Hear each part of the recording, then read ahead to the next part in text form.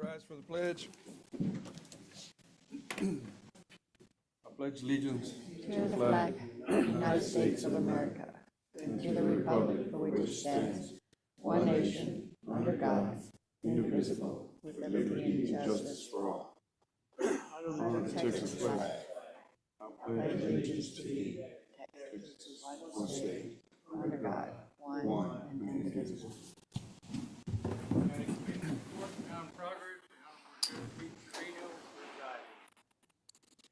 JWC County Commissioners Court for today, November 14, 2025, 9 a.m. is now in session. Agenda item number 3, public testimony. Is there anybody in the public who'd like to address the court at this time? Hearing none, we'll move forward. Discuss, consider, and take action on approving minutes from previous meeting. Motion to approve. Second. I have a motion, I have a second. Is there any further discussion needed? All in favor say aye. Aye. All opposed, same sign. Motion carries.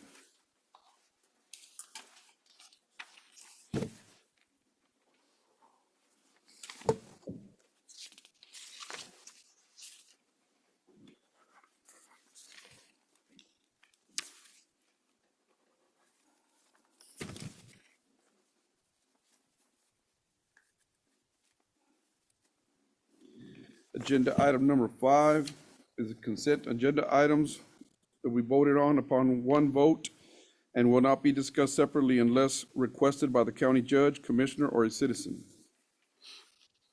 Commissioners, I have reviewed all the budget amendments, and they are all allowable amendments with both approved. Motion to approve items presented. Second. I have a motion and I have a second. Is there any further discussion needed? All in favor say aye. Aye. All opposed, same sign. Motion carries.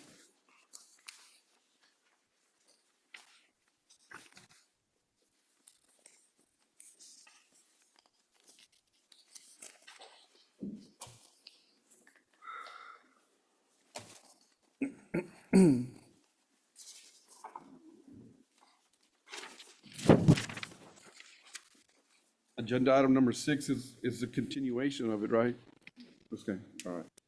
Agenda item number 7, discuss, consider, and take action to approve the preliminary plat of a 21.55 acre tract designated for King Addition located east of County Road 307.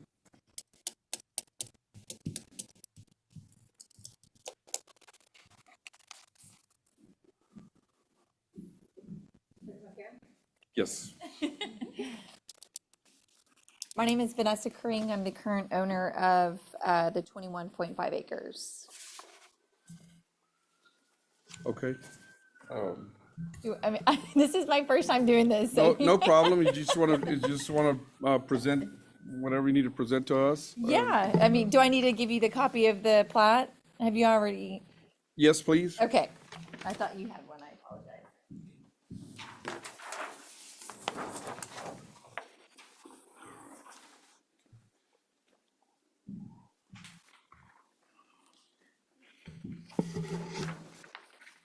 And anything you would like to present, anything else you'd like to present to the court other than that? You reviewed it, I have, and this is for preliminary approval. Approval of plats in Jim Wells is a two-step process. Okay. So today we plan to give preliminary approval. It'll be sent to the Safety Department for review to make sure it's fully compliant with our subdivision rules and that it's not in a flood zone. I looked at it, I didn't appear to be. And is this intended to be for residential? Yes, sir. Yes, sir. We're just wanting to actually sell off just 5 acre tracts. Okay. Is there a water source there already? The one track with the 6.5 acres, that's actually our homestead. And we plan to keep that one. That is the only track that actually provides a water source. We're not planning to run water lines. Every track will need to get their own water well. And the same with septic systems Absolutely. for wastewater? Okay. All right, thank you. Well, if they can get it looked at, we could probably have it at one of the December meetings for final approval. Okay, great. Perfect, thank you. Thank you, Vanessa. And then you want to keep the original, is that? Yes, I'll keep it, and, yeah, we'll just have to follow the subdivision rules. Yes. Yeah, and it's Is this a specific, copy, right? specific, I believe the office has a copy that is the original. Oh, that's here. you may want to take, You want to keep. Yeah, the- we want to, I appreciate that. Thank you. I make a motion to approve the preliminary plat. Second. I have a motion, I have a second. Is there any further discussion needed? All in favor say aye. Aye. Aye. All opposed, same sign. Motion carries. Agenda item number 8, discuss, consider, and take action to appoint Jimo's County members for the Tourism Board member, City of Alice Saddle Creek Development Program. So this is just a reappointment, I guess. It's not a reappointment. Miss Margie Gonzalez used to be a part of this board. We have 2 slots that we can appoint today. This is Saddle Creek, and back in 2023 was when Miss Gonzalez was appointed, and we only appointed 1 member to represent the court at that time. So what we're doing is reappointing because we have new owners of that section of Saddle Creek. And the Shadow Creek Judge is located where? It's located around, I think it's in your precinct. it's in your precinct in Easterling? Easterling, Wyoming, that goes Okay. around that area over there. I think it behooves us that you be represented. Sure. You represent the court, and do we need to? Is that a motion, Judge? Motion to appoint, we have 2 spots. We have 2 so slots. If there's a second name, it would help us to have both of them filled right now. In February of 2023, we had 2 spots, but we only filled 1. So 1 has gone, it's been vacant for a while now. Yeah. So, I mean, I recommend Mr. Aguilar. I don't know, Mr. Gonzalez, you want to be a part of that? Sure. All right, so I'll make that a motion. I make a motion that Mr. Aguilar and Mr. Gonzalez represent Jimo's County Commissioners Court. second. I have a motion and a second. Is there any further discussion needed? All in favor say aye. Aye. All opposed, same sign. Motion carries.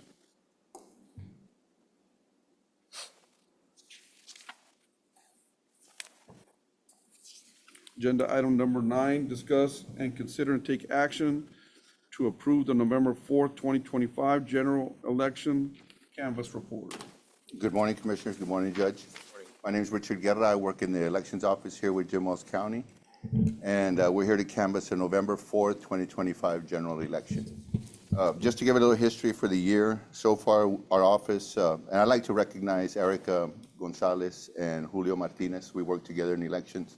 This year, we've held 10 elections throughout the year. In May, we did Agua Dulce ISD, Alice ISD, Orange Grove ISD, City of Fremont, and City of Alice. Here in November, we had our 17 general election propositions. We had 1 Jimo's County proposal. We had this Orange Grove ISD one more time, City of Fremont, and City of Alice.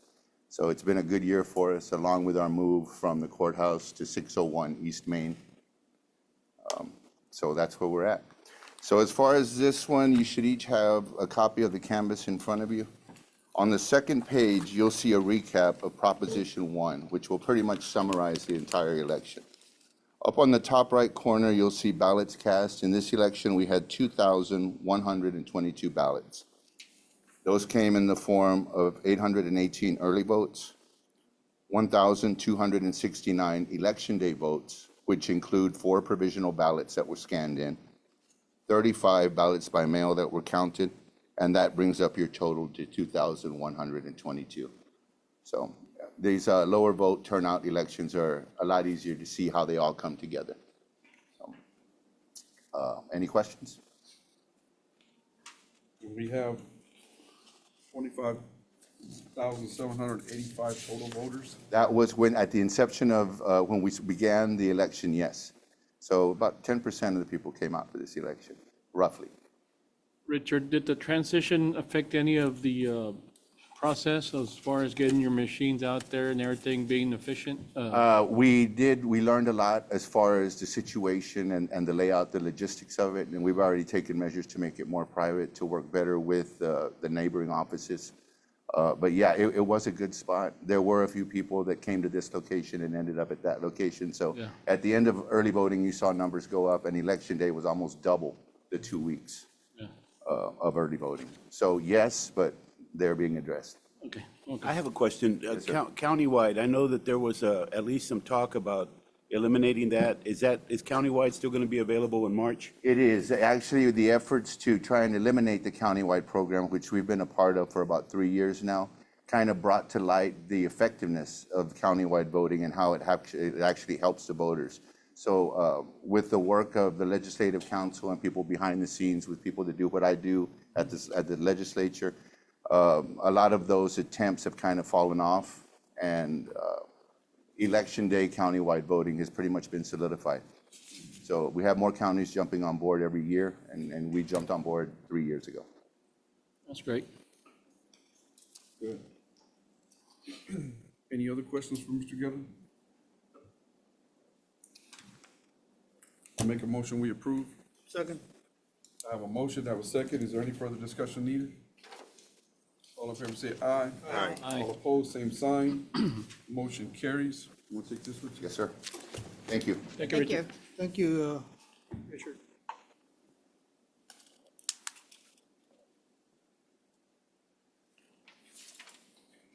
Yes, sir.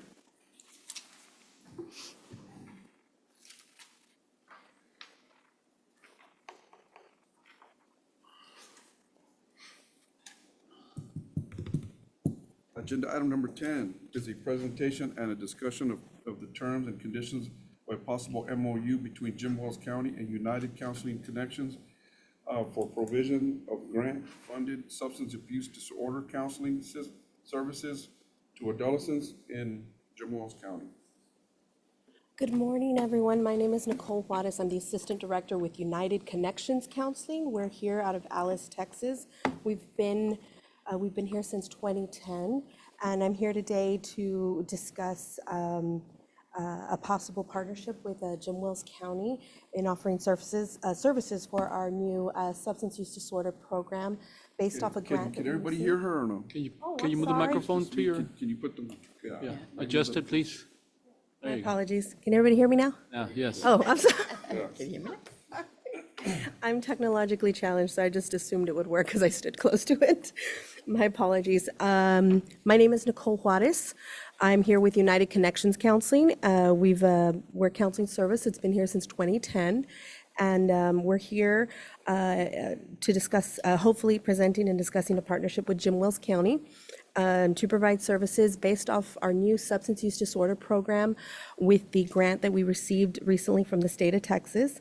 We are going to be including substance use groups and individual therapy services to adolescents, adults. We're willing to work with the juvenile department as well, the juvenile probation department. We are at this time working with getting involved with the school district as well, and we are here to offer our services with the county. I do have information packets that I would like to share, if you wouldn't mind passing those around, sir. We'll be focusing on comprehensive assessments, treatment plannings from our counselors that will be available. We have all licensed counselors, LCDCs, which is a licensed chemical dependency counselor. We have LPCs. So if someone were to be referred to us from the county and needing services beyond the substance use program, we do have therapists who are qualified to offer those services as well. And I do believe an MOU was emailed to the judge and Miss Isabel, if I'm not mistaken, for further review. Yes, I received it.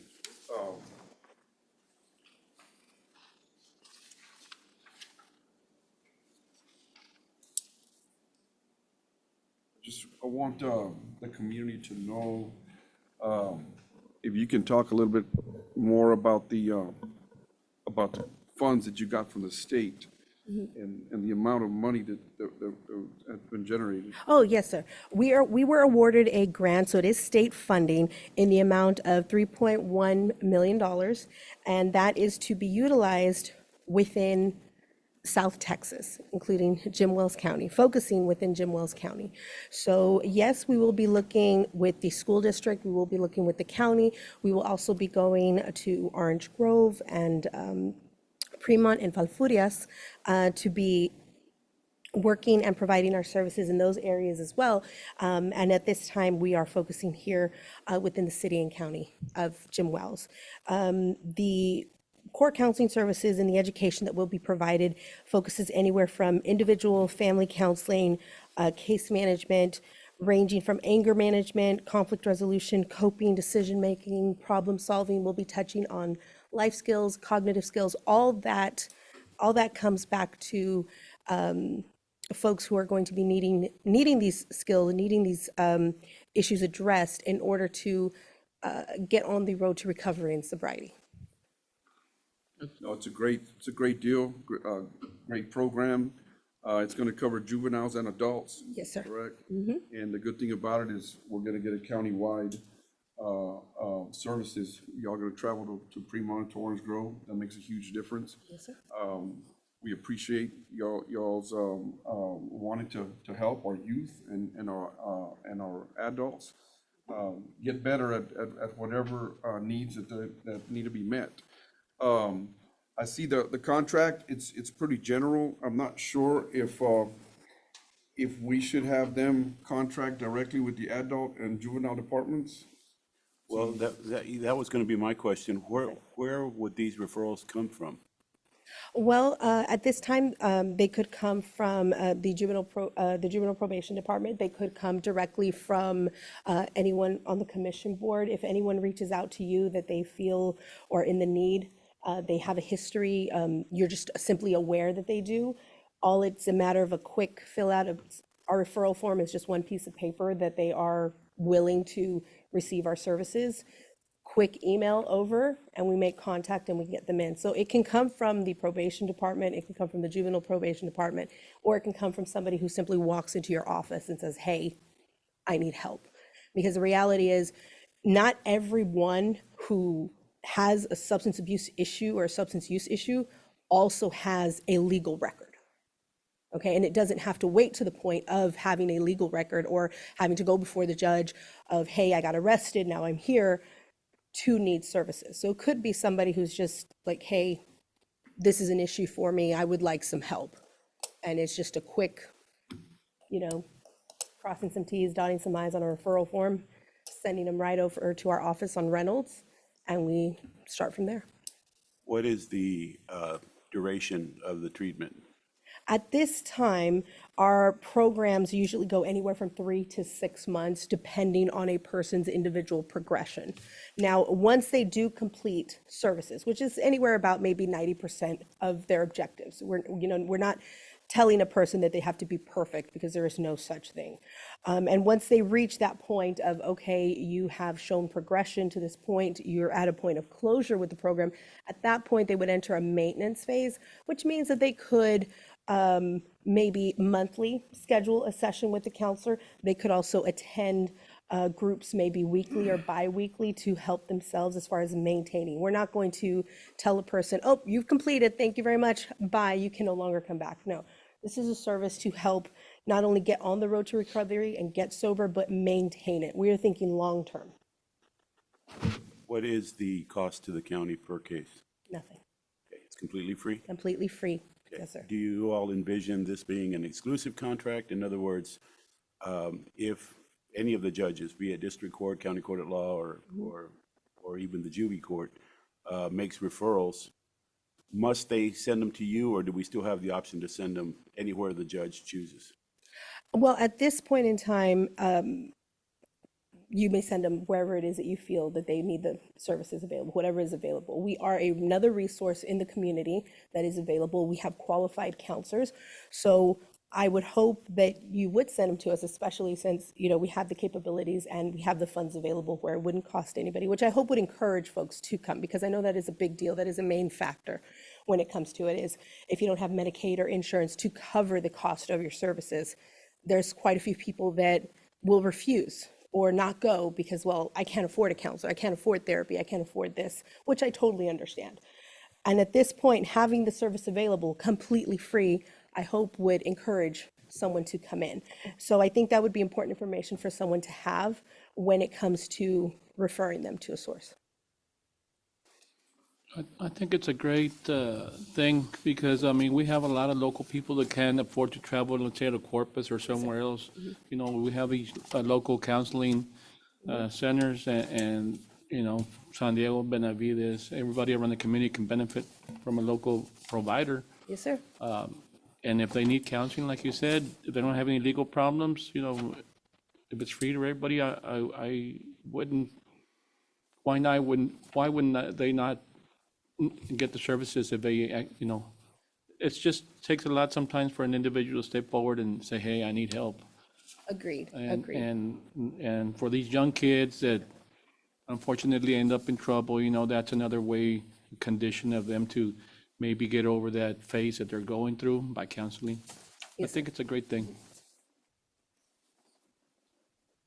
And I don't have a problem with approving a memorandum of understanding, but I think it would probably be better to individualize it between the adult probation and the juvenile probation. It's a presentation to start off with. No, it's also an approval. It doesn't have, it just says presentation, Judge. Yeah, just presentation. Presentation and discussion of the terms and conditions of the MOU between, Oh, well, yeah. possible MOU. Would you like us to review the MOU that was sent and have two separate, one for adult probation, one for juvenile probation, and resend that to your office? Well, I suggest you meet and present to the adult probation department, adult director, Mr. Valerio, and Mr. Jimmy Smith from the juvenile. I understand, did y'all already go to juvenile? Not yet?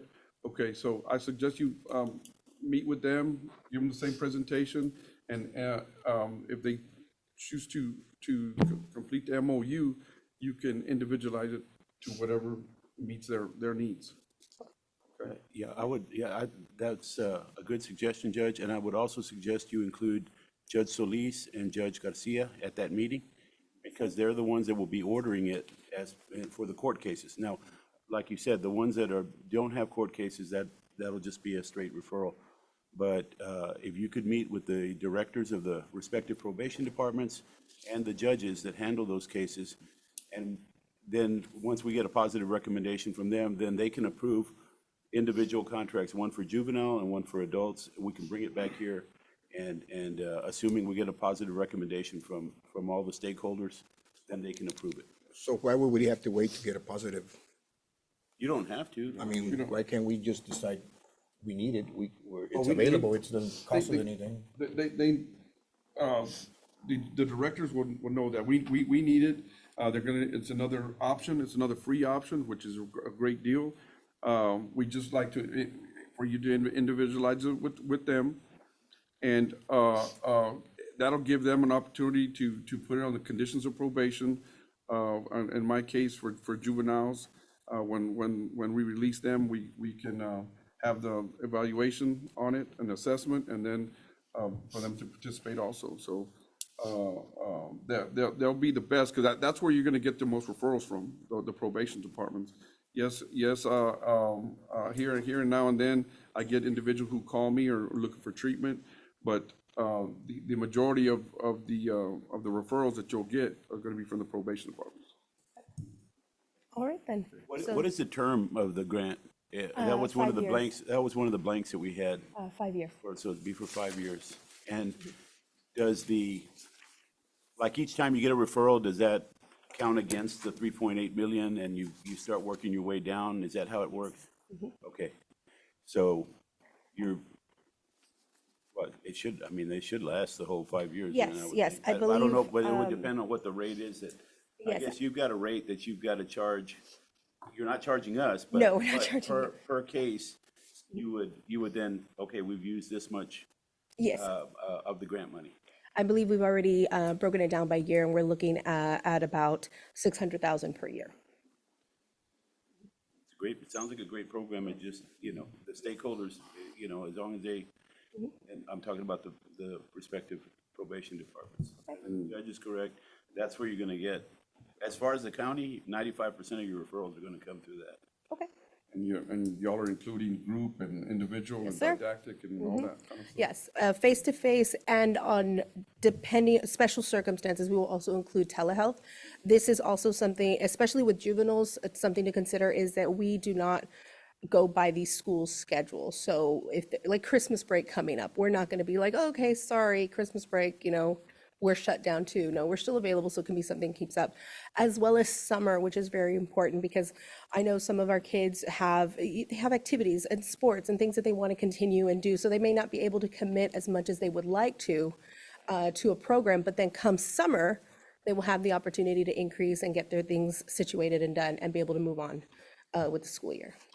Do you currently have like a lot of people come in for your services at this moment? At this point in time, we work a lot with CPS.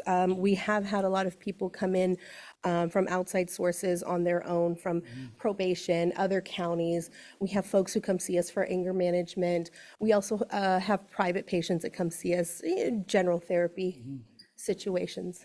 So, Michael, so if they put in maybe an approval for an MOU on the next Commissioner's Court and then let them speak to the probation departments, see if they can get an understanding between them and the probation departments, but at least we'll have it approved. I mean, whether probation wants to use them or not, but my recommendation would be for them to use them.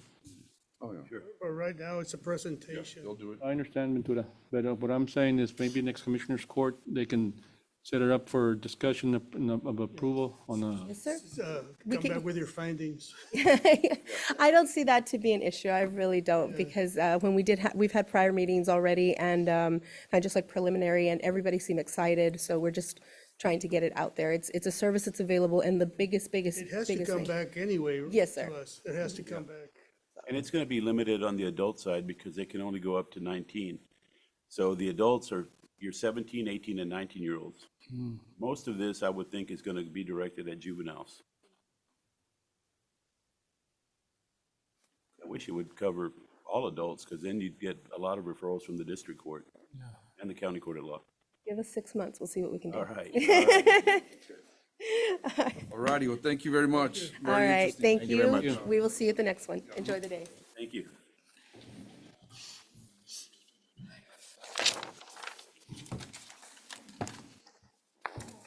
Okay, agenda item number 11, presentation and discussion on sheriff's request to enter into a contract with E-Bonds, an electronic bonding and document management platform. Good morning, Judge, Commissioners. I'm Guy Baker, Sheriff of Jim Wells County. So we are asking for approval for this system of E-bonds, which will make it more efficient, not only for the jail, but also for the other stakeholders, the bondsmen. And so I want to turn it over to Nick Moss, who runs this program, can answer all the questions and that you might have. Good morning, Judge. Good morning, Commissioners. Thanks for having me here. My name is Nick Moss with E-Bonds. Just here this morning to answer any questions y'all may have, or maybe explain the process for y'all if y'all would like an explanation of how it works. So basically what E-Bonds does, we're a secure website where bondsmen can log in. They have access to the jail roster where they're able to select the inmate and submit their bond documents electronically through our secure software. The jail receives it. This turns everything into a paperless process as well, where we store a copy of those bond documents in the cloud. But it'll free up a lot of the phone calls that the bondsmen currently make to the jails, because they have to call and ask if the inmate's booked in, what their charges are and bond amounts, and we're able to provide all of that information to them through an integration with the jail management software. It does streamline that process for them, but it also allows the district clerk and county clerk to have access to those bond documents as they need them as well. So it is a free solution for the county. We don't charge the county to use it. The bondsmen pay a small fee every time they book an inmate out. And then we work with GovEvolutions as a credit card processor.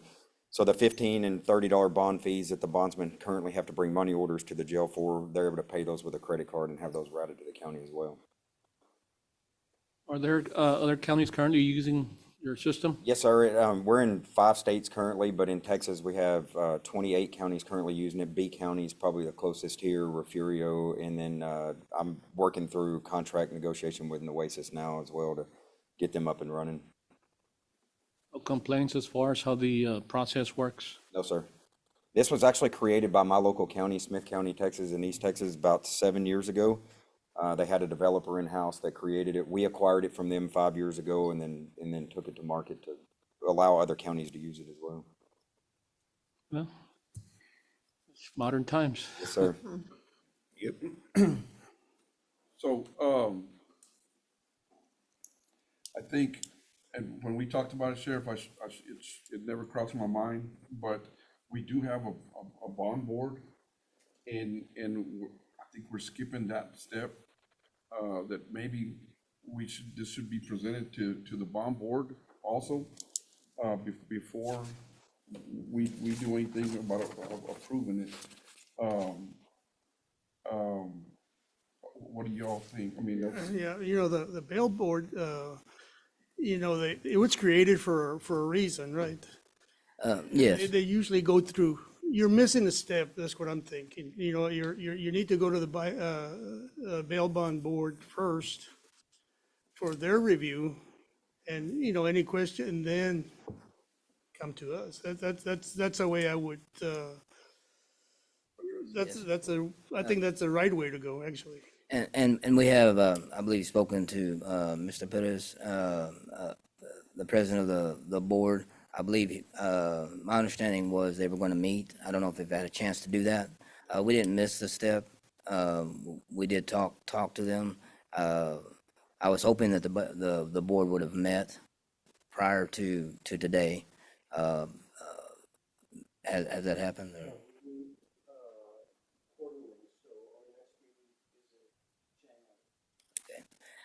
Or? I know that we've spoken to some of the bellmen, and they're all bell bondsmen, and they are happy with this solution. The ones we've talked to, we've spoken to Mr. Perez. I believe he's also likes the idea. So.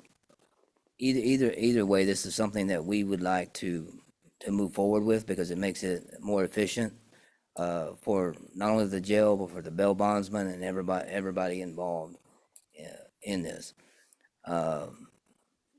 The simple fact is, if they still want to use the paper forms, they can. This is not locking anybody into anything. This is just a direction this is an option that we want. We do believe everybody will come on board because it makes sense. But we're not presenting anything here that would force any bondsman or company to do anything different. We will still accept the paper version. We'll still work with them if that's the way they choose.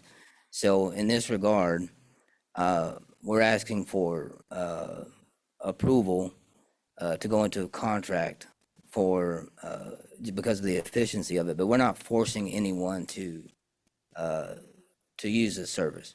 We're certain that once they see it, that they'll choose to use it. So that's my stance on it. I still would like for it to be approved. Just out of courtesy, it needs to go through the board.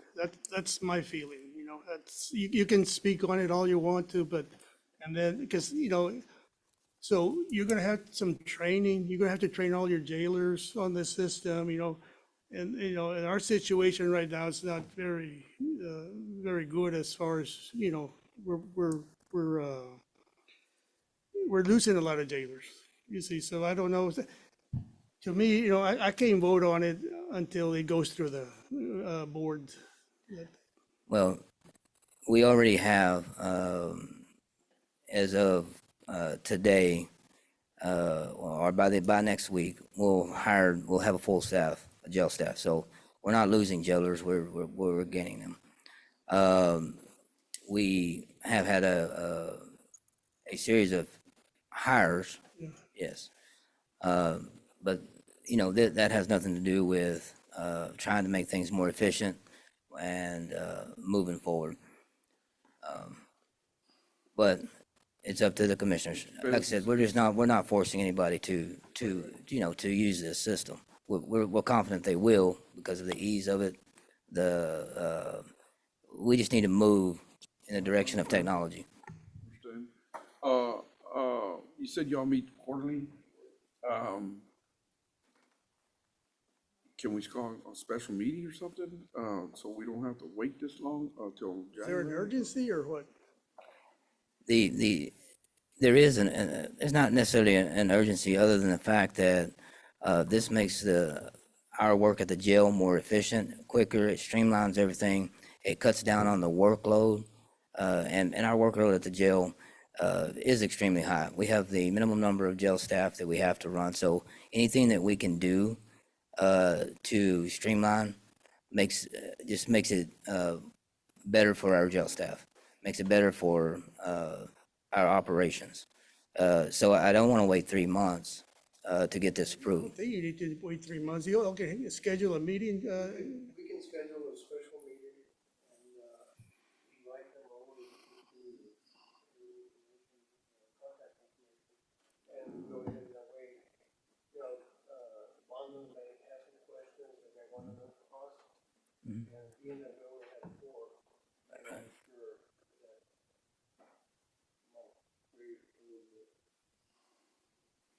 I and Eric, whatever, like they don't. If they don't want to, they don't have to. Yeah, right. There's no forcing of anybody to join or to participate in this e-bond. You know, so that's the key point of it. So, Well, anyway, they can, let them discuss. You know, Right. Right. No, I agree. Yeah, I don't have any. have half, then we're still doing the same kind of work. Yes. I don't have any issue with speaking with them, bringing them in. That's the reason we approached a while back, was to try to, you know, let everybody know what we're going on, getting some input from everybody. But like I said, it's not something that they're forced to do. Sheriff, so using this software doesn't really favor any one bondsman over another. They all have the same opportunity like they have right now. It's actually the exactly right. It's actually the what you said is actually the opposite. The way we do it now, and this is part of the reason also that I want to institute this, because we have the potential for a certain bondsman to be favored. This system stops that. It's fair across the board. That's one of the reasons that I want this system. I won't get into the specifics of it. I'm not making any allegations. I'm just saying there is a potential in the system that we have now. It is flawed in a way where, you know, somebody could make phone calls to somebody and say, this person's here, but they particularly call, maybe they call one person, maybe they let everybody know. Using this system makes it fair across the board for everybody. There's no favoritism. There's none of that. This is one of the reasons why I want the system. Okay. Anything else as far as presentations? No, sir, and the sheriff's correct. In most of the counties that I go to with bail bond board meetings, we do go give a presentation. Sometimes it's before I'm approved and sometimes it's after. Most of the commissioners' courts work with the sheriff. It is an option for them. It's definitely not required. It's just a tool they can use if they choose to use it. in every county we're in, to my knowledge, I think we only have one bondsman in Cameron County that doesn't use it, but he still carries a flip phone and refuses to buy a computer. So, but every other county we have, we pretty well have everybody up and using the system. And it's a $10 flat fee that they pay every time they book an inmate out, and they're allowed to pass that fee on. So it's not they're not paying an annual fee or a maintenance fee. It's just a flat $10, is how we get paid off of that. Well, I think it's real convenient whenever you guys meet with the board and we move on from that. Convenience.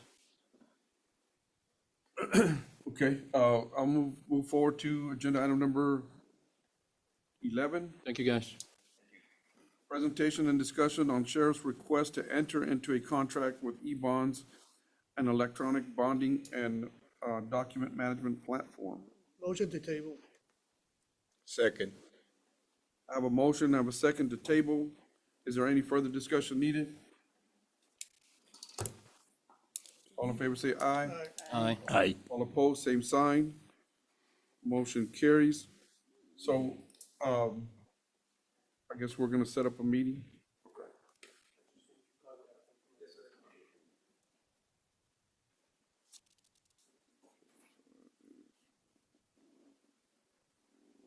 Agenda item number 13, presentation and discussion on sheriff's request to adopt section 7K on the FLSA 29 USC 207K pay schedule policy for Jim Wells County Sheriff's Office detention officers.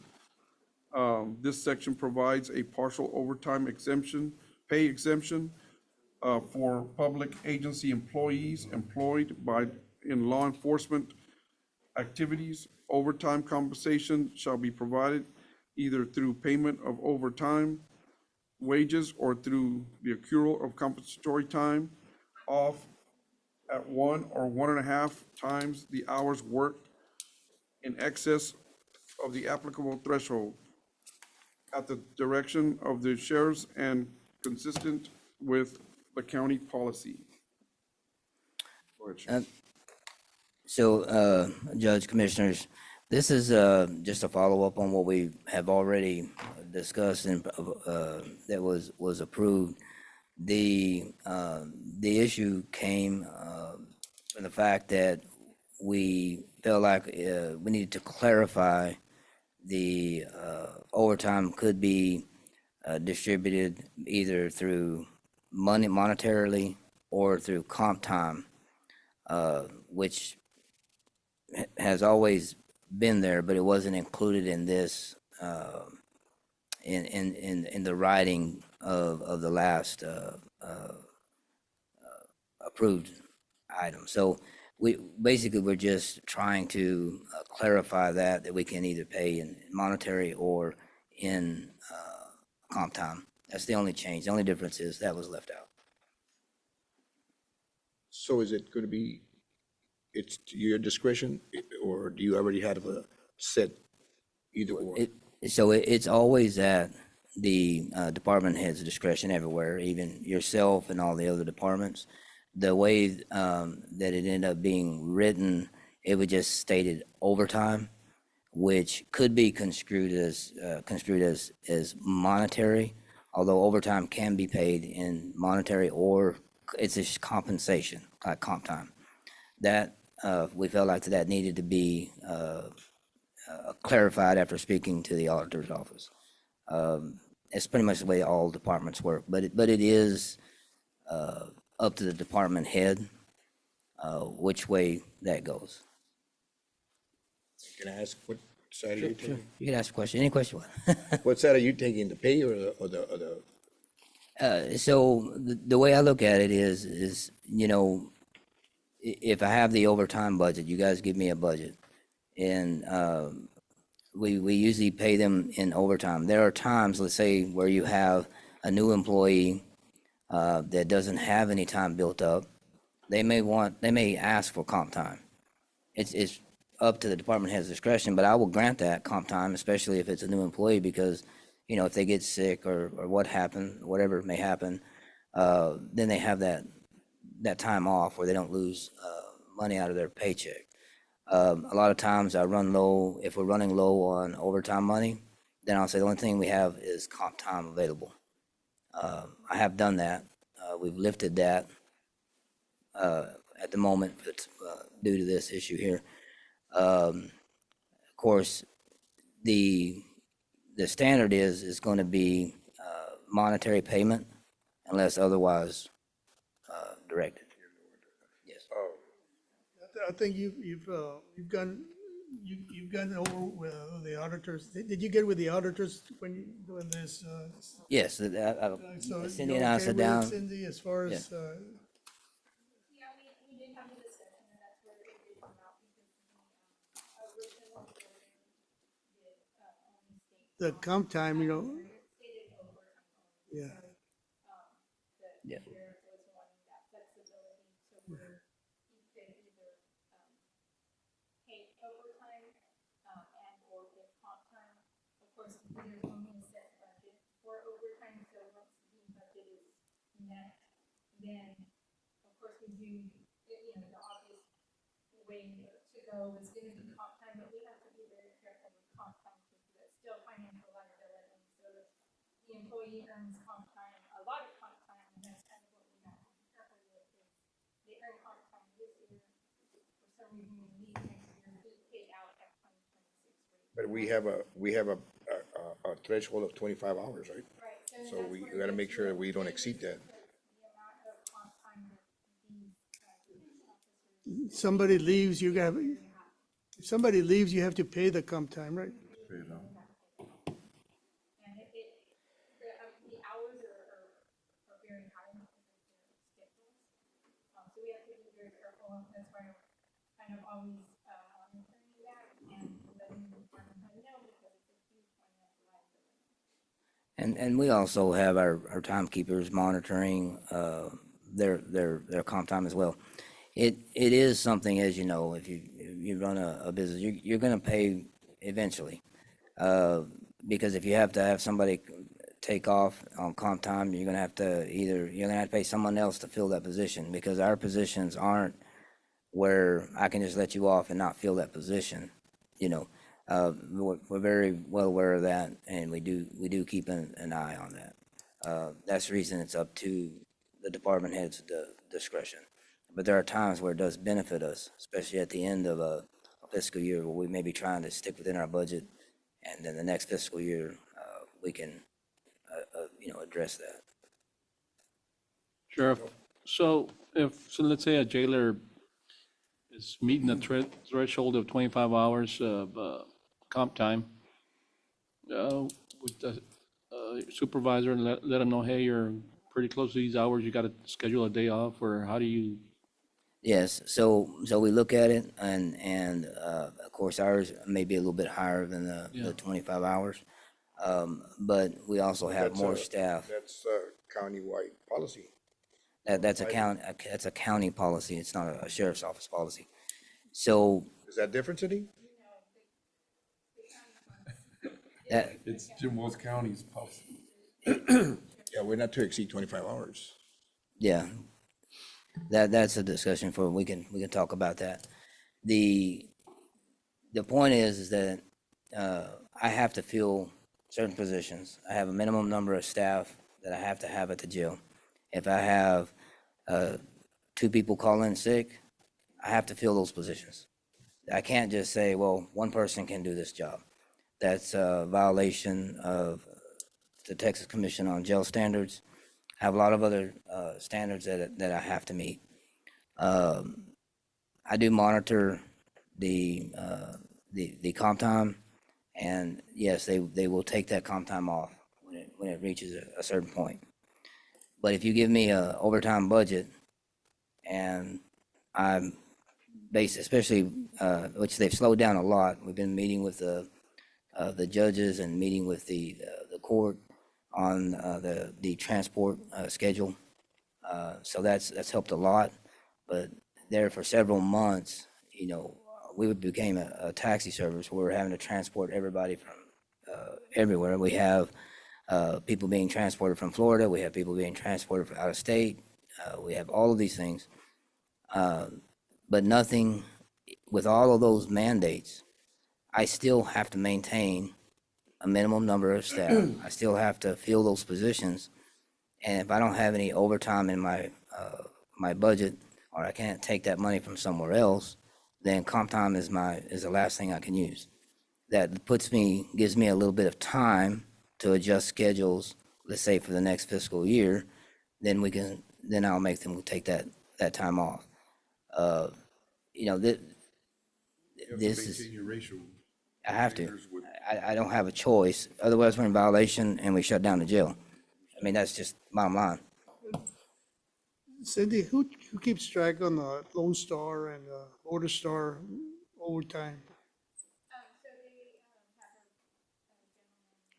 gentleman, So, sheriff department handles it, and then it comes over to our office for review, and then we audit it.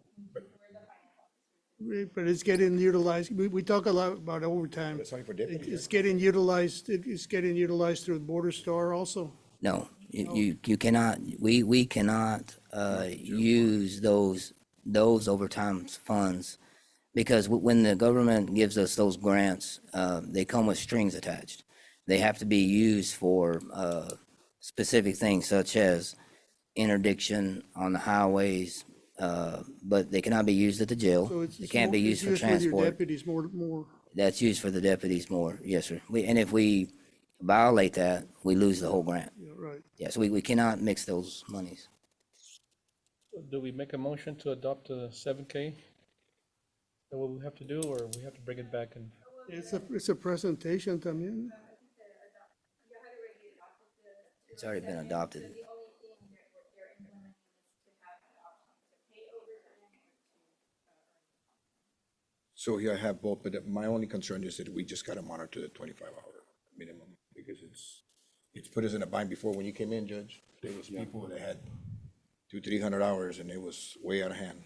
I believe you're the one that changed the 25 rate? Yes, so we're in a dilemma, because when he's talking about the jail, they have to follow the jail standards with the amount of jailers and the amount of inmate ratio, and that's what he's saying, that he has no choice.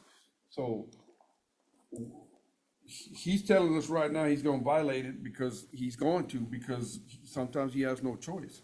Now, the amount has to be taken a look at very closely, because it could be devastating, as Mr. Gonzalez said, like it was in the past. Now, a question for this is, how are the jailers? Are they good with this? I mean, because in essence, we're taking time and a half away from them and change it into.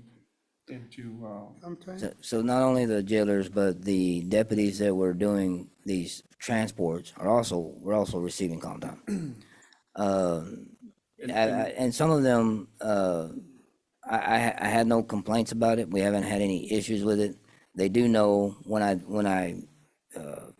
near the end of this year, I said all transports, I made it that all transports were going to be paid by comp time, because I was running out of overtime money. Knowing, also explaining to them, this is a temporary thing until we get our next budget. They're all okay with it. There was no complaints. There was no, not the reason, some people may have no resigns over that. No issues with that I've because they know it's temporary. They know we have a budget to meet. Are you gonna utilize this throughout the year, or only through that time in the year where your budget's really low? So I'm only going to use this when I have to, because I'm just going to pay them out. Because either way, you're going to pay them out at some point. The only way I would use this is strategically, if at the end of the year, well, two ways. You pay them out through time, right? Right, eventually, but yeah. So if let's say I have an extra, we can adjust the schedule. If I do have one or two extra people, well, then other people can just take their comp time then. So we can adjust it that way. It doesn't necessarily have to be paid out, but at some point, for the most part, it's gonna have to be paid out, whether somebody comes in to fill, but I'm gonna try to do it with scheduling. But some of it will have to be paid out by paying somebody to come in to cover while this person takes off. We do that anyway. Everybody puts in for their leave, their annual leave, they want a week off to go on vacation, all that stuff. Well, those people that leave have to be covered through the schedule. We still have to cover that. So we'll attempt to do it that way. And that's the goal, is to do it to schedule it in. But we don't have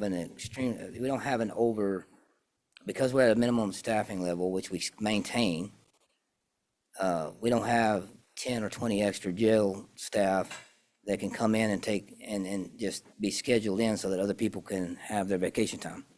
We don't have that luxury here. So, we can at some point. The only comp time I would authorize would be if somebody came in, they know that or they know that they have a surgery scheduled, they have no leave, and they request that comp time, well, then I would consider that on a case-by-case basis and give them that comp time, possibly. Okay, so is there any apprehension between commissioners? Wouldn't it be like comp time would be more expensive, wouldn't it? Because you gotta pay that person that leaves and you gotta replace them. It's the same thing. It's Same the thing. same. It's not more expensive. They're being compensated No, I'm one saying- way or but- the but other, I'm saying either to through you, overtime or off. It would end up costing you more because on your budget, because you're losing that person and now you gotta replace them with somebody else. But you're not You paying need that them. person that left comp time and then you're still paying them and then you're paying the person to cover them. The Well, sheriff that's doesn't an really have incorrect a, logic. excuse me, he doesn't really have a choice whether he's gonna pay overtime or comp time. No, I understand that. He's got to comply with jail standards. He has to make sure that those inmates get transported back and forth. It's either you're gonna pay overtime or you're gonna pay comp time. Well, I would hope you would avoid all that, but if you have a full staff. It's basically the same thing. I can't avoid all that even with full staff, not all of it. We can schedule as much of it in as we can. I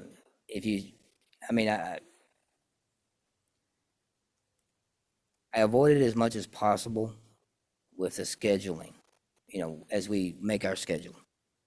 A lot of that had to do with changing to this schedule because it gives the jailers a better working schedule. It allows us to work them more hours per pay period before overtime kicks in. And we already went over all of that. So that's one of the things that we've instituted to help me manage the overtime, comp time, all that together.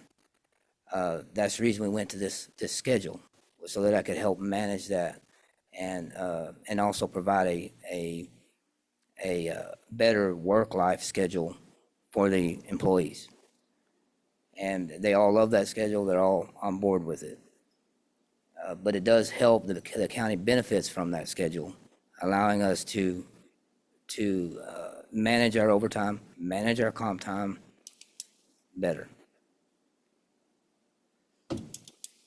So what do you think, Michael? Well, this is more, Cindy coordinates with them. Yeah, but what I'm saying is, could we approve it with this agenda line item or what? Or let him, Well, just looking at the way Presentation. it was worded too, I think It's it's just for presentation. Request to adopt. We need to adopt, for one thing, It says adopt, so. the longer we wait, the more my overtime is going up.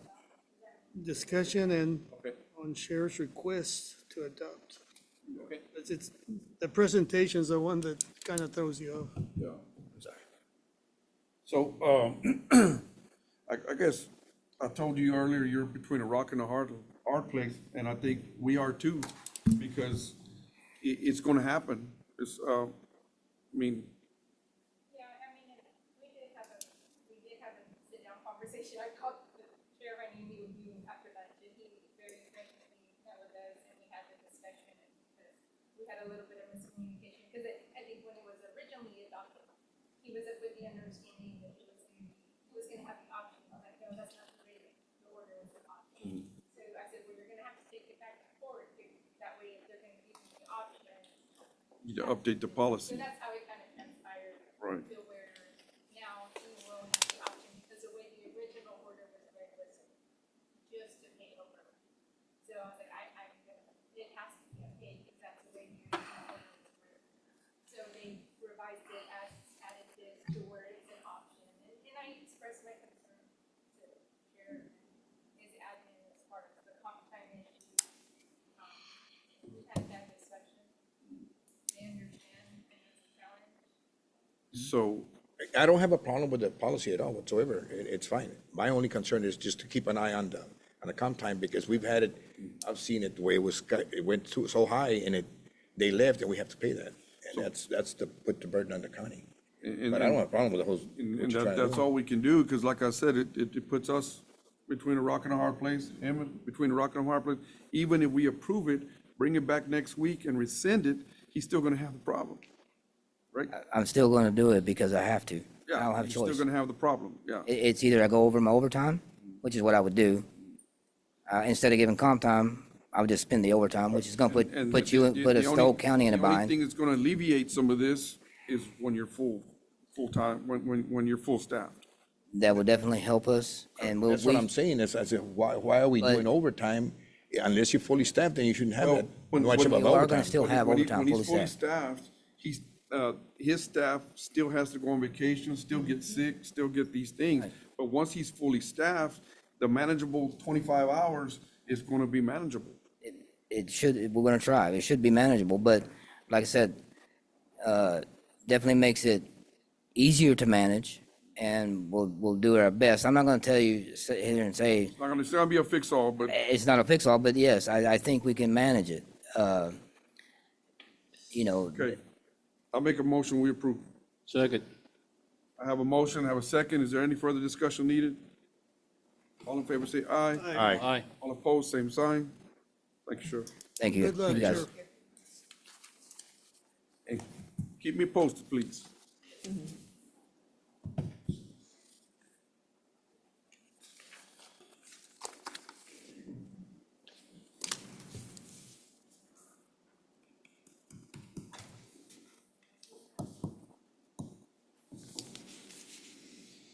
Agenda item number 14, discuss, consider, and take action on bids received for Jim Wells County mitigation contract 22-085-027-D268, funded by the General Land Office, will be read out loud by project engineer Carlos Montalvo with International Consulting Engineers, and recorded for review and analysis and consideration by the engineer and county-appointed committee. Okay. Good morning, Judge, Commissioner. My name is Carlos Montalvo. I'm with International Consulting Engineers. We're the engineering group who designed this project, which is a GLO grant-funded project. And this is actually part one of that project.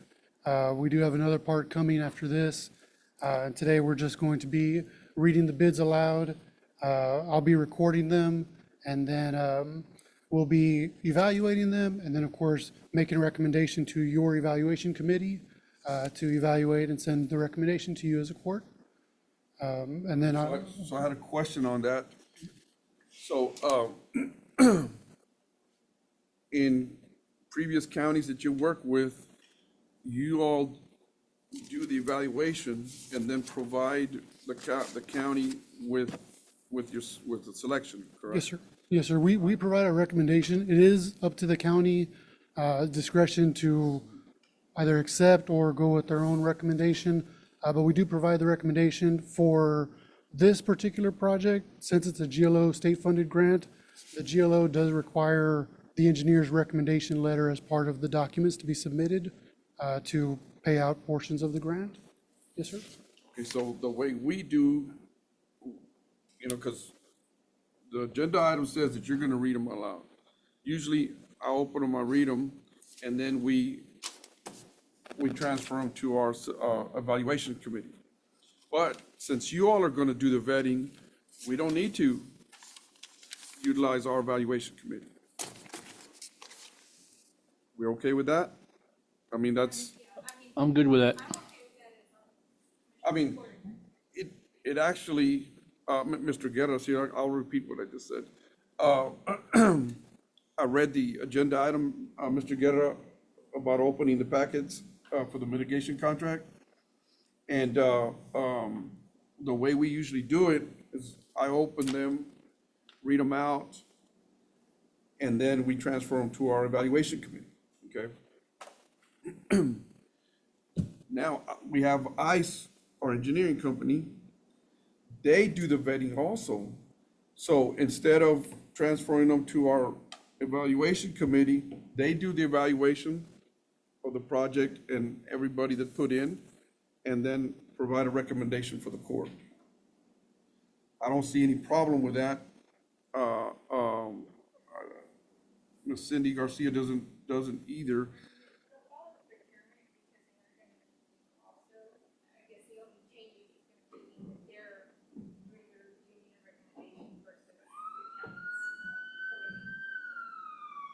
Yeah. I agree. It's an internal policy that we have, so we're deviating from our own policy. But it's not by law. I mean, No, it's not so not by law. If that's what you choose, if you choose to allow them to do the evaluation in lieu of the committee, I think that's up to you all, because it's not well, the whole procurement process is governed by state law. But this portion where we do the evaluation, and we use, our own employees most of the time, I think if it's okay with y'all, then you can use them instead of. Yes. and- Especially in cases where expert opinion Yeah. would be helpful. Exactly, that's exactly my point. And plus, we're working through GLO. GLO don't play around. General Land Office don't play around. So if they're good with it, we're gonna be good with it. And I'm going to bring our procurement committee back together, and we'll probably include that in our procurement process when we do have the option to do so. Okay, all right. So we have, and go ahead, take this away from me, sir. Yes. I just So, would recommend what- that Can you, whatever they report back be in the similar form to in other words, just don't bring us one name back. Bring us the. Yeah, the yeah, score. and they've done it in other counties. So what I usually do is I open them up and I read who submitted and the amount that they're gonna charge. Yes, sir.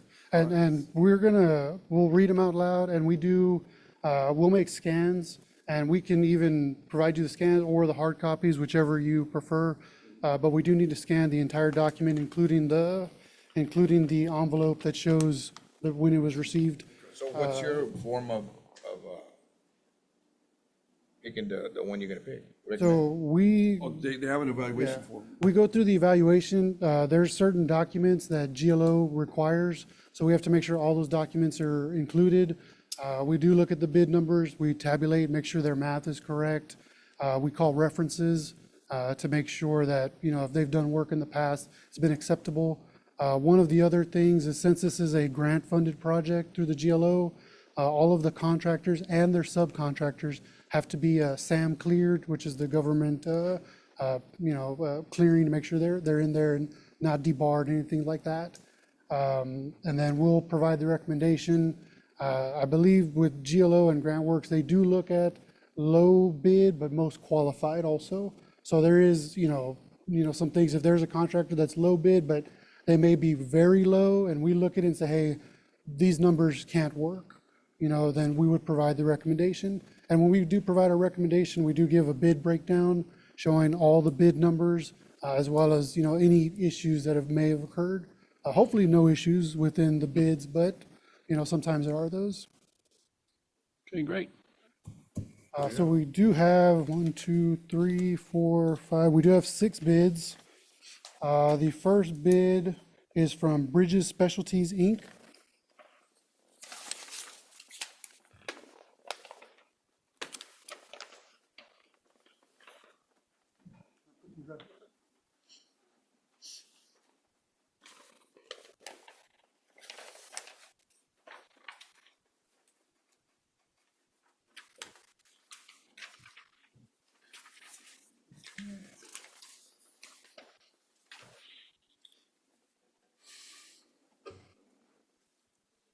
So Bridges Specialty Inc., and this project only had one, just the base bid.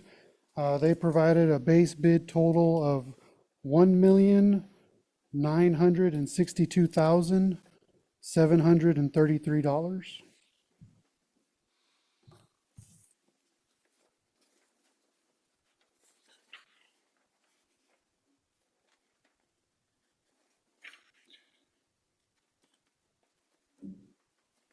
And it looks like they do have all of their paperwork in order.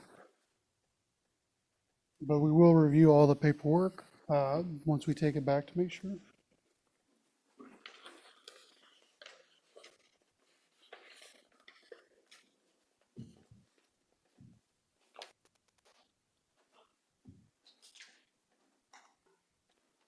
The second bid is from ADREC, ADREC, out of Mission, Texas.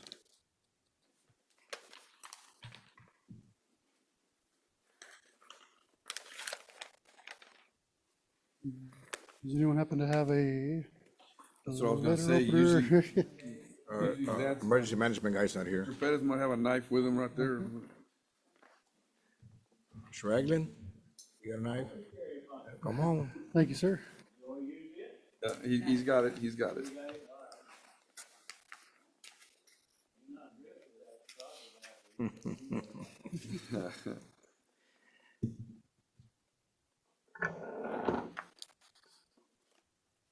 Can you sign this waiver, sir?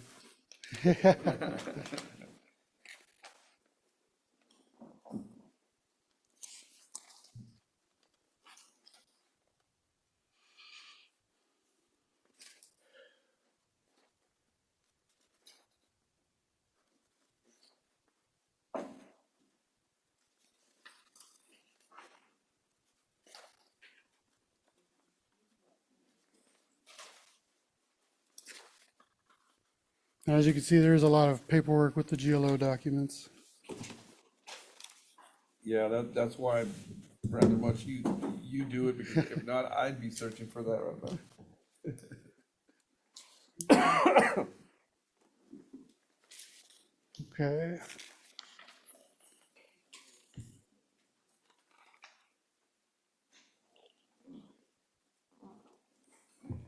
And their base bid total is $1,693,864.51.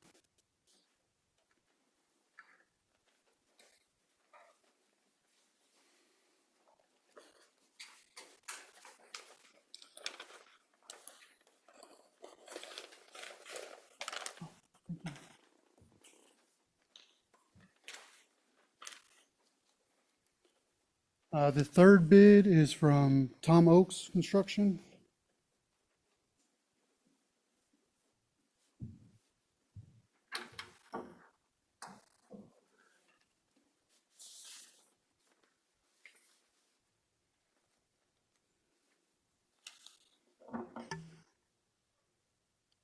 That's what I was gonna say right there. Thank you.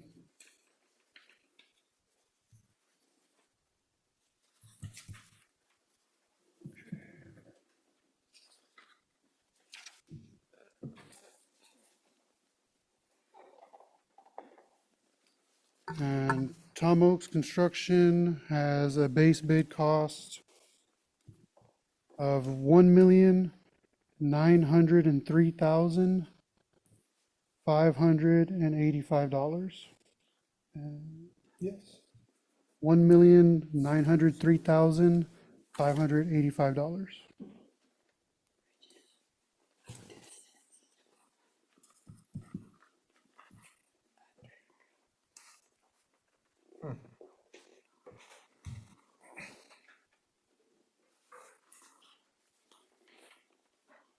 The next bid is from R.S. Parker Construction out of Corpus Christi, Texas.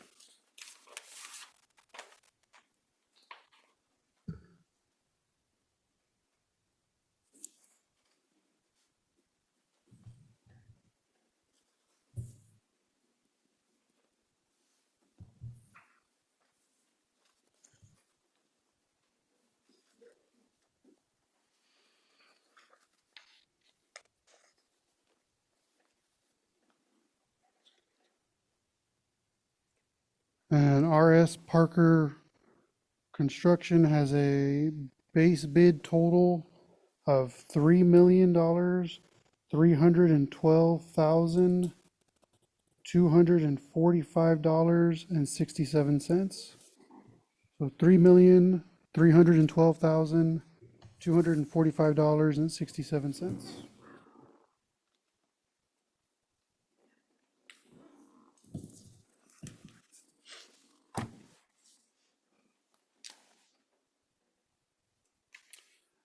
The next bid is from Moore Will LLC. It's MOR dash WIL LLC out of Mission, Texas.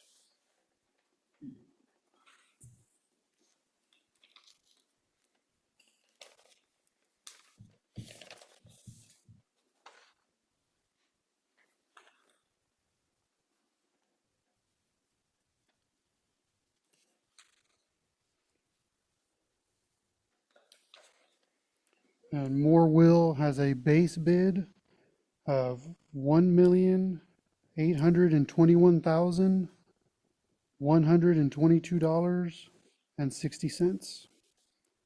That's $1,821,122.60.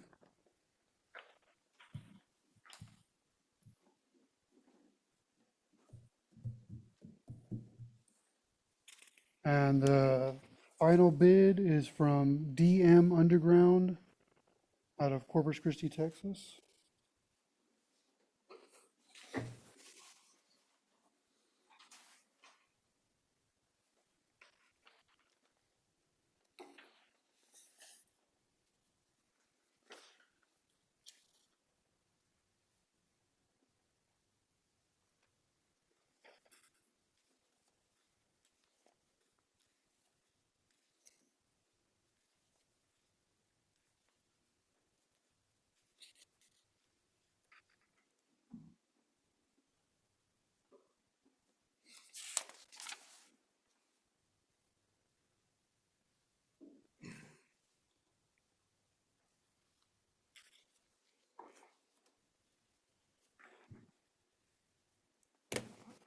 Here we go.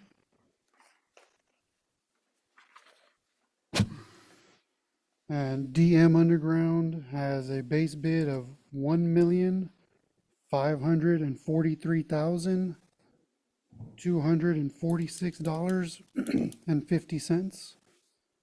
That's $1,543,246.50, 50.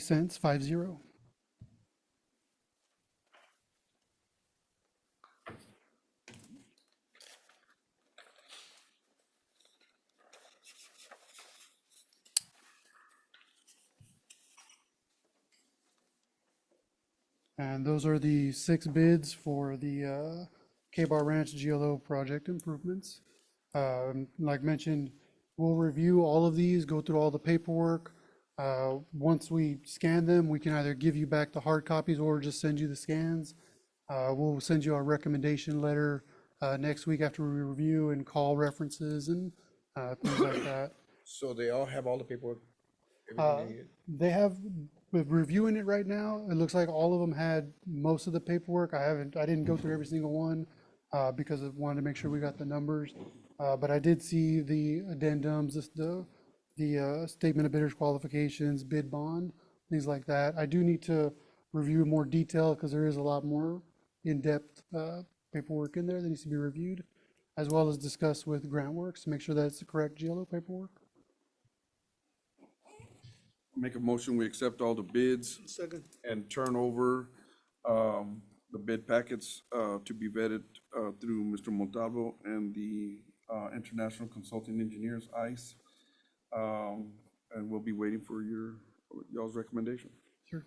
I Thank have a you. motion, I have a motion, and I do have a second. Is there any further discussion needed? All in favor say aye. Aye. All opposed, same sign.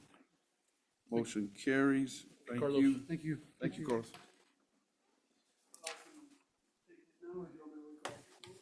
Sir? Yes, sir, you can take them now. Thank you. So, Miss Isabel, when I was reviewing this in my office, there was an envelope, right, in here for the luncheon bid? Can you go check in my office? Maybe I left it on my desk. I don't see it anywhere here.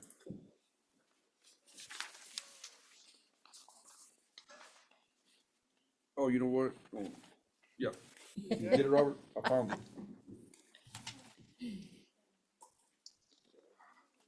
Can you get Isabel? Tell her we found it. Tell her we found it, Mr. Ragland. Thank you. Okay. Agenda item number 15, discuss, consider, and take action to open bids for luncheon catering. Thank you, sir. Luncheon catering services for the annual safety luncheon to be held at the Jim Wells County Fairgrounds, December 12th, from 11 a.m. to 1 p.m. And we may bring it back, just for the court's information, to court on the 24th, because we may have to adjust that date. I had already advised the A&M Extension Conference that I would do a presentation on that day. Yeah, that's the same day. How many bids we get, Judge? We just got one bid, and it was sealed. It's Rosendo Chapa Jr., Real-Time Barbecue and Catering.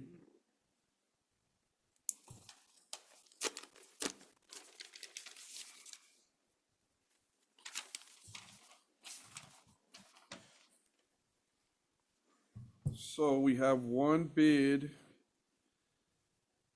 and that's for turkey and dressing and all the trimmings.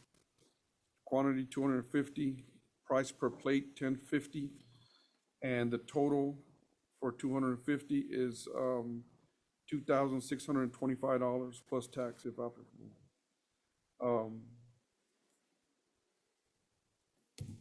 That's the only bid we have. 10.50. That's Who's it from? Rosendo. Motion to approve, item is presented.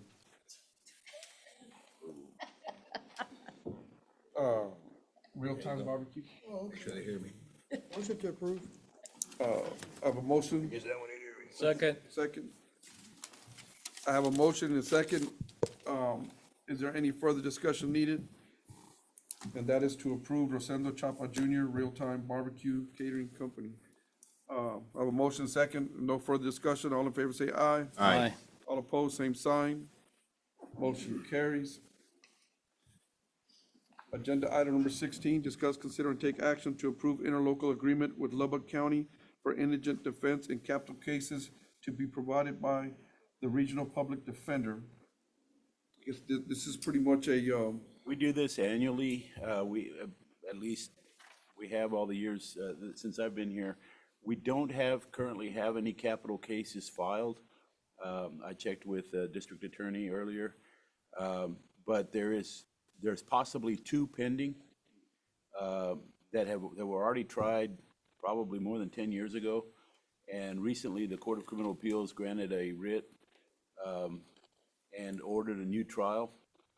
The DA's office is conflicted on that case. They've been recused. It's now in the hands of Jimmy Granberry, who's the DA in Nueces County.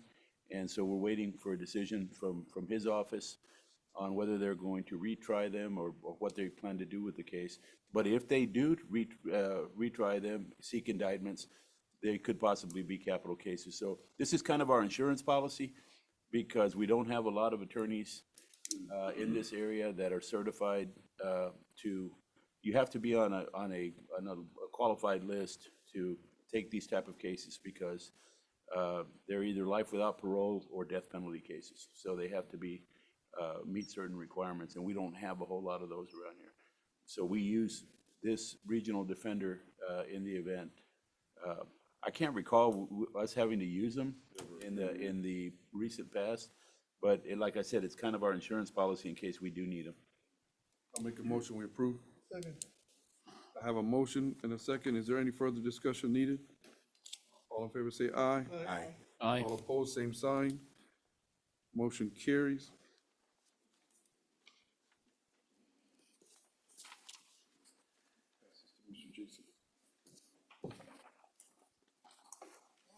agenda item number 17. Discuss, consider, and possibly take action on county precinct mileage survey and maintenance responsibility for County Road 382 and 382-1. Judge, this item was put on the agenda, but as Mr. Guerra, this road is what divides the precinct lines between precinct 3 and precinct 4. And it's always been a discussion whether who's in charge of doing the maintenance on the county road. And Renee she was told one story and you know, we don't have any proof of anything. So I wanted to put it on here so we could come out with an agreement and put it on record that this is what it is. Whether it be, you know, it's her road or it's my road or divide the road, whatever it is, but and then figure out the funding for it. So just what I want to discuss here on Commissioner's Court and come up with some kind of agreement on it. So when I came into office, okay, so County Road 382 goes from 665, it goes up, takes a sharp right.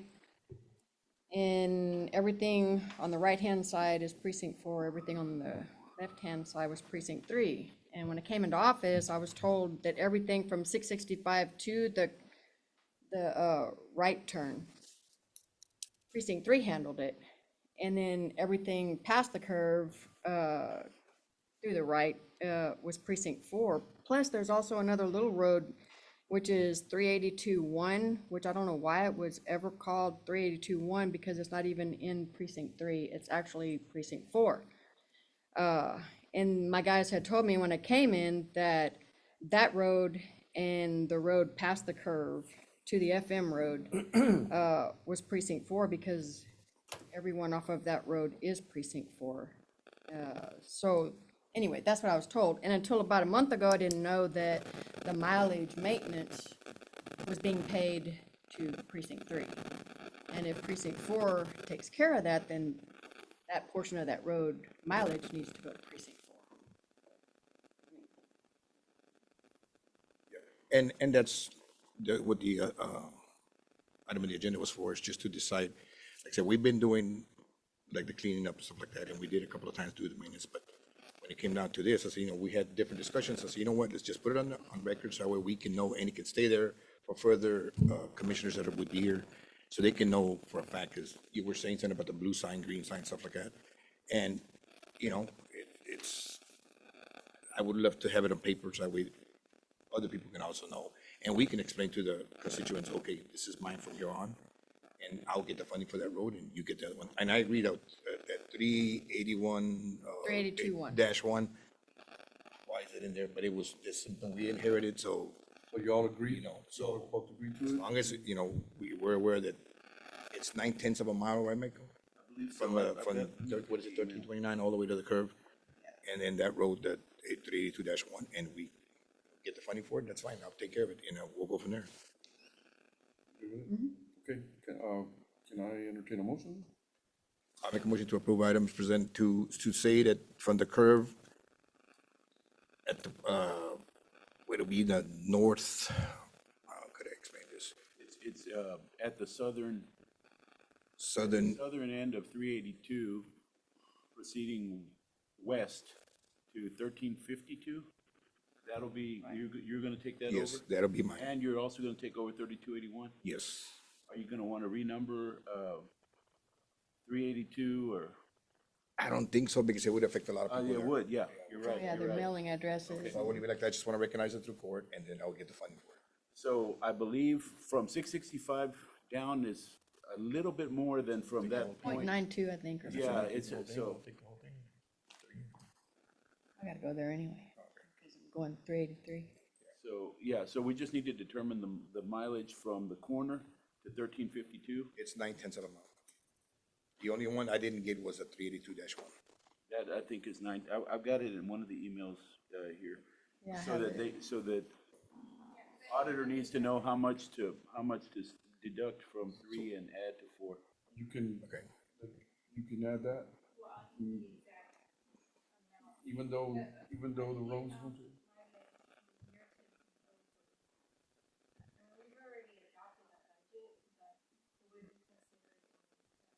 Transfer?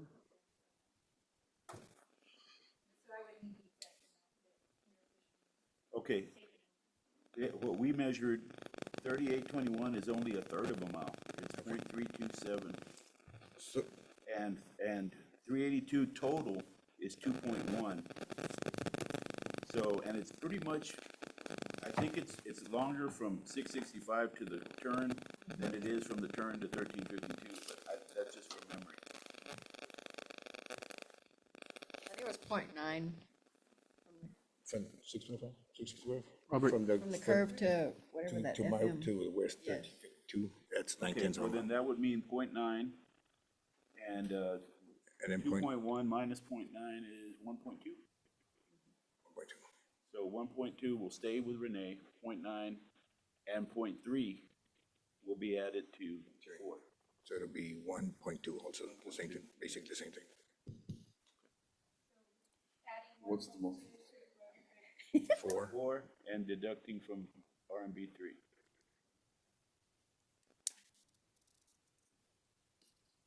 Okay, so, I have a motion on that. Second. That a portion, we have to, Micho, you had made the Yeah, original motion to take over from the curve to the west end of 382, which to the west end of 1352, is it right? Yeah, 1352. And then 382-1 will be on precinct 4. And you all have the mileage. Okay, And then- so I have a motion, I have a second. So, Our motion. second? Yes. I have a motion, I have a second. Any further discussion needed? All in favor say aye. Aye. All opposed, same sign. Motion carries.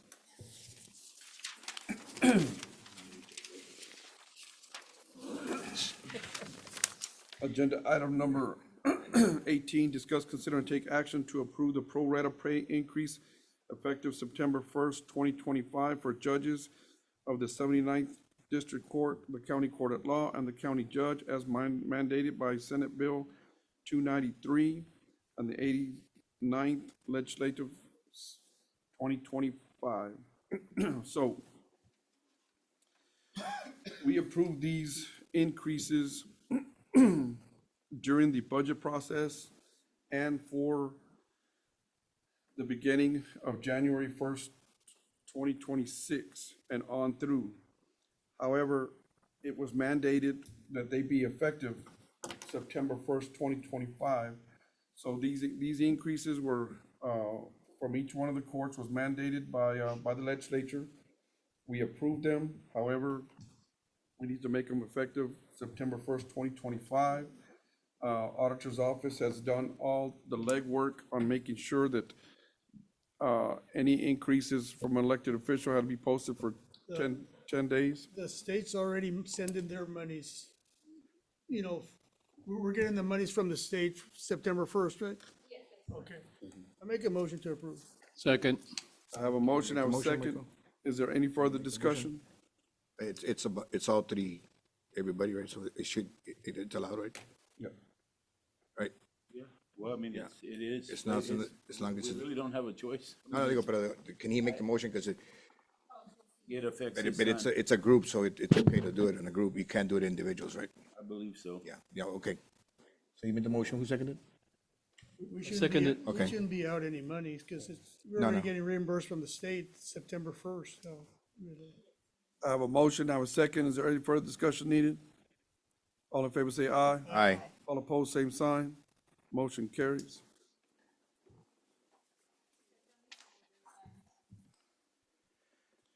Okay. All right, so.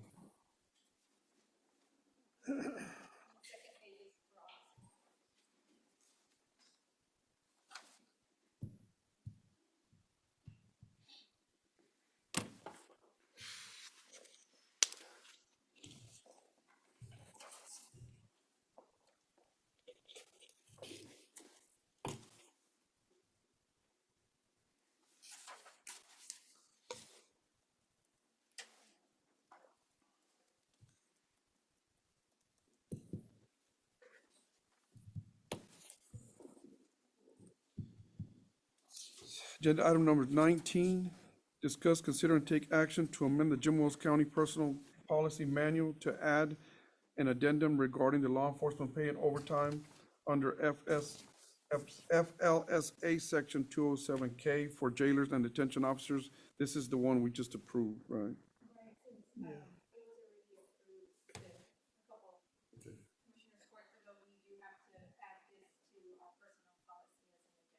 I'll make a motion, we approve. Second. I have a motion and second. Any further discussion needed? All in favor say aye. Aye. All opposed, same sign. Motion carries. Agenda item number 20, discuss, consider, and take action to approve updated scope for Owl Ranch Tecolote Water Project Phase 1 through the Environmental Protection Agency, EPA. So, this was originally brought a while back when we were teaming it up with some other grants that we were getting. However, things have changed a little bit since then. We do still have the community projects grant money, 1.2 million, that we got from Congresswoman De La Cruz's office. And in order for us to continue this project, we're gonna have a phase 1. And this phase 1 has to do with providing the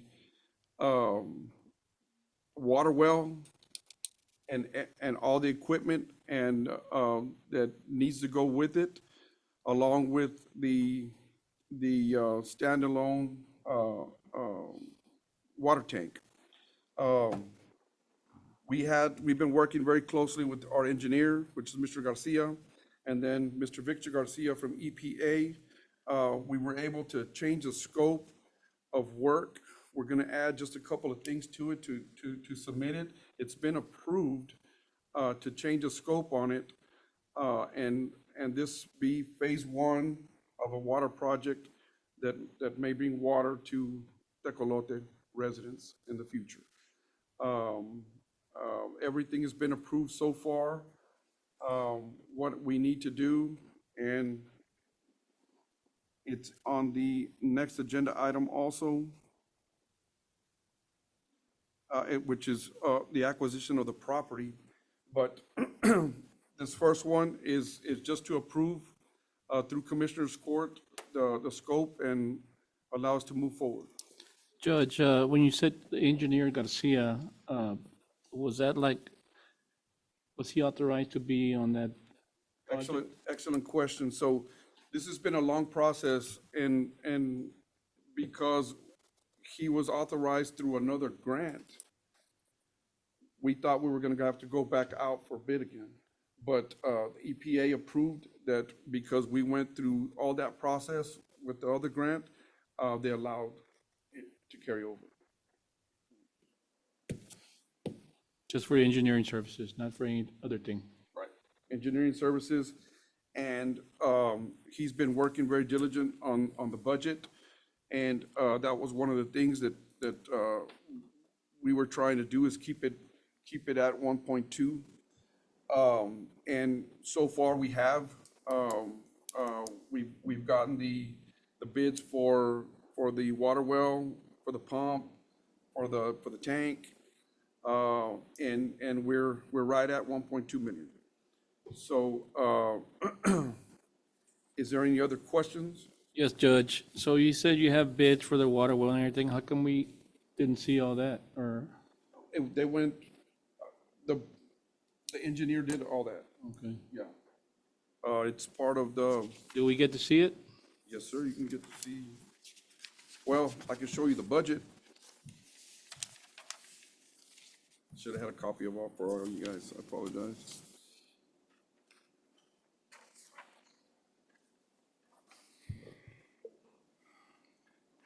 Judge, in the meantime, can I ask you a question? Yes, sir. Yeah, and just to clarify, was it this grant, were we able to go back and change it to use something else, do something else with the money?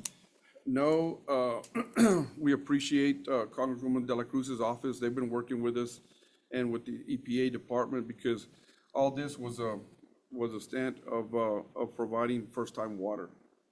So, that being said, they're allowed to change because this is phase one of that process. So all this includes a 20,000 gallon above ground storage tank, 320,000. Is it stainless steel? That I'm not sure, George. It's a We'll pretty have to- pricey tank there, if you ask me.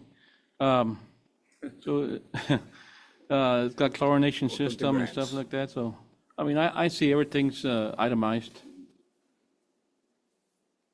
As long as it gets done, whatever is here, Is there any other questions anybody may have? If not, I make a motion, we approve. second, I have a motion and a second. Is there any further discussion needed?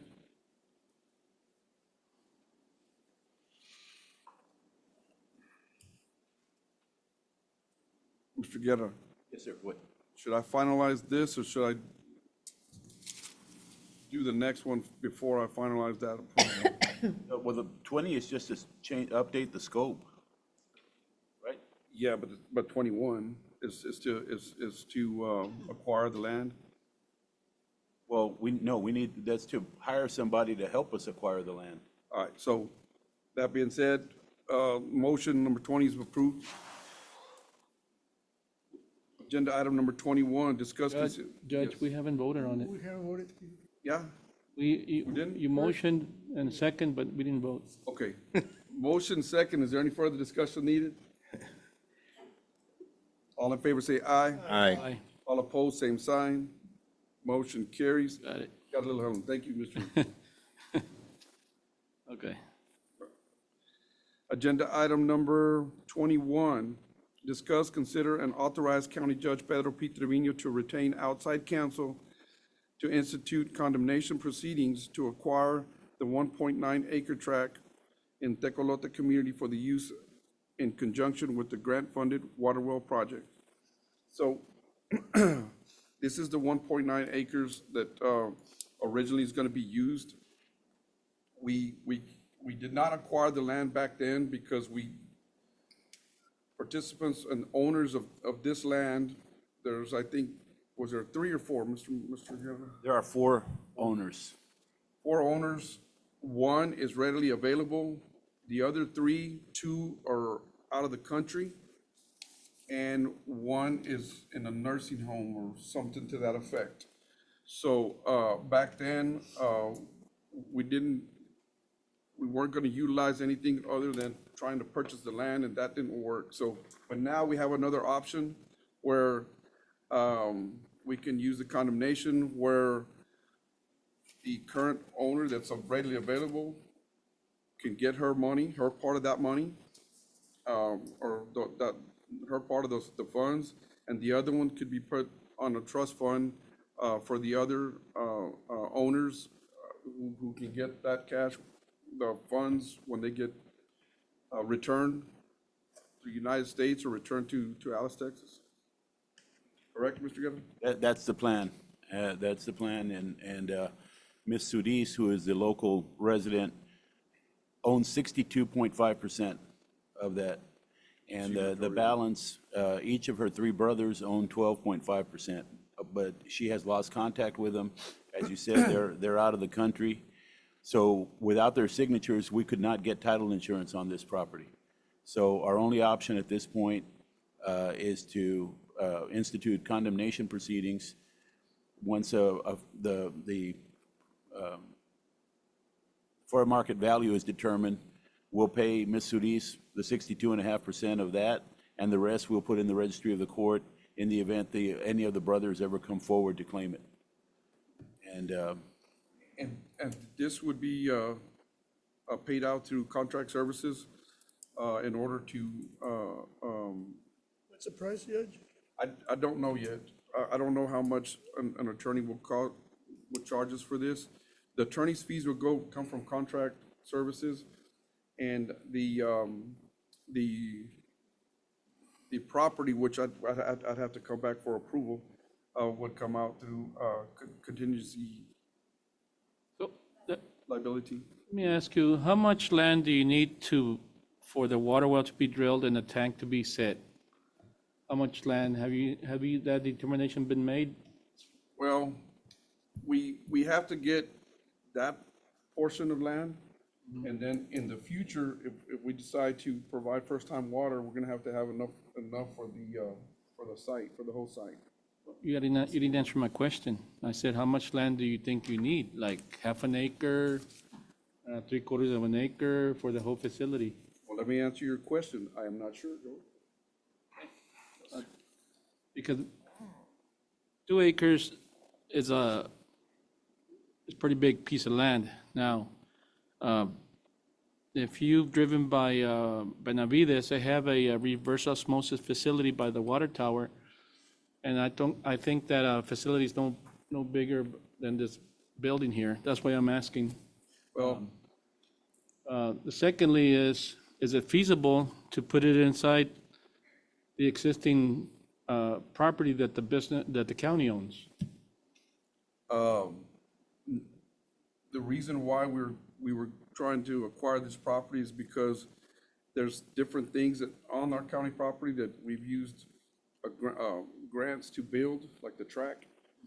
And with the original plan, the water well and everything else was going to overlap. And we can't overlap one property with two different grants. And what's the term limit for that other grant that Parks and Wildlife gave? What's the term limit for that grant to, like? I'm not sure, I'd have to look at that. Okay.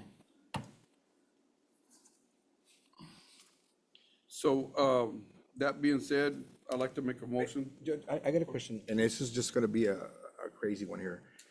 Do water wells fall into the royalty when you drill? They don't, do we have to have a? Mineral rights? Mineral rights, I'm No. sorry. Yeah, no, they don't fall into that, so, okay. Just want to clarify that.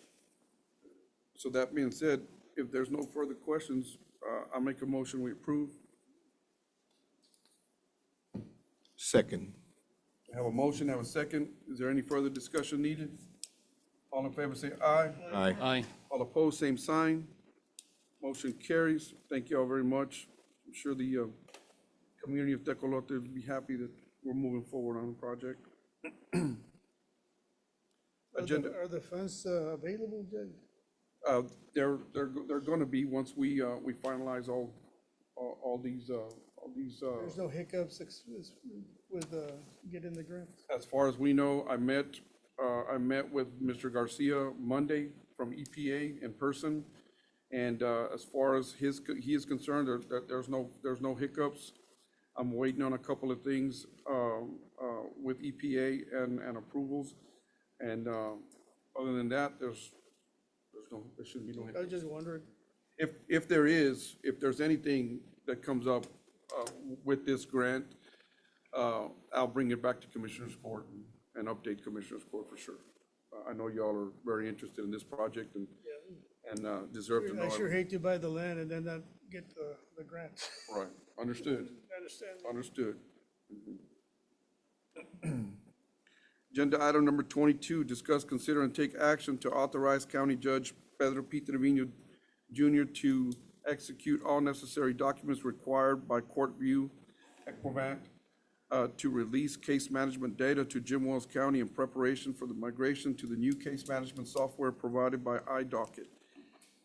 So, on this one, I'm glad it's in Commissioner's Court because we've been working diligently to try to get this transition to iDocket. It's been approved a while already. All we need to do is to extract our data from Court View and provide it to iDocket. And is there anything else I need to say about that? No, that's it. The issue we ran into is that when we first started with Court View, because the 79th Judicial District covers Brooks and Jim Wells, the data was uploaded, mingled with Brooks County's data. And it's all stored on a server together. It's all mixed up together. So Courtview wanted to charge us close to $40,000 to separate that data and give it to us. We consulted with iDocket, and they said that they would be able to separate it if they were just provided the data. So that leaves two issues. One, we needed a consent from Brooks County, which we've already spoken to Judge Ramos, and he has indicated they will give us consent. And the other issue is that our data, because Brooks County's not changing, our data will be left behind on their server because it's still mixed up with Brooks, at least up to the point that we end our contract. After that, it'll just be Brooks County data that keeps getting uploaded because ours will now be going to iDocket. So they're going to need a consent form by Judge Trevino to allow them to hold on to our data, because any other way would cost us that $40,000. So we're trying to save that money, and we'll get a consent from Jim Wells, get a consent from Brooks, and everything should be okay. Motion to approve. Second. I have a motion and a second. Any further discussion? Thank you, Mike. All in favor say aye. Aye. All opposed, same sign. Motion carries. Agenda item number 23, discuss, consider, and take action on payroll and bills as submitted by the county auditor, with the exception of Fund 52, 53, and 54.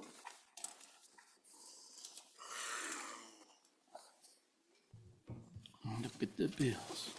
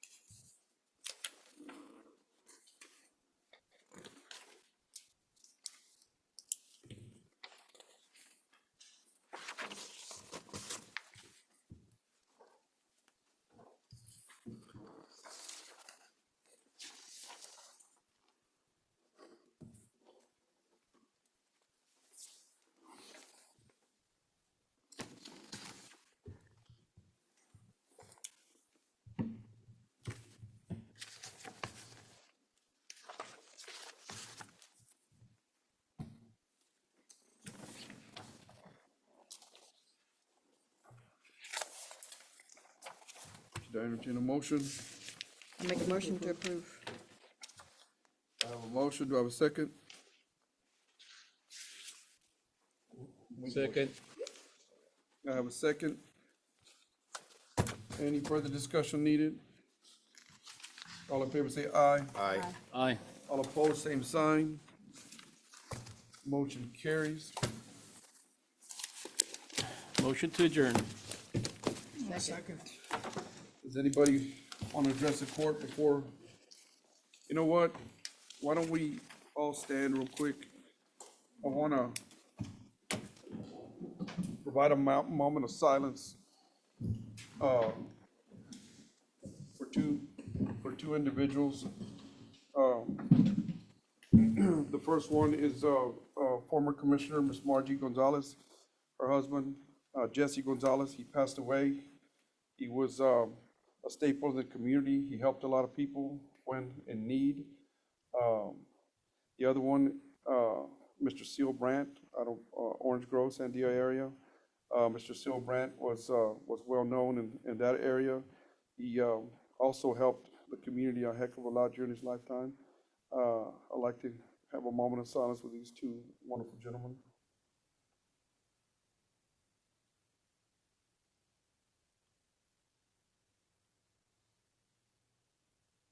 Thank you. I have a motion. Do I have a second?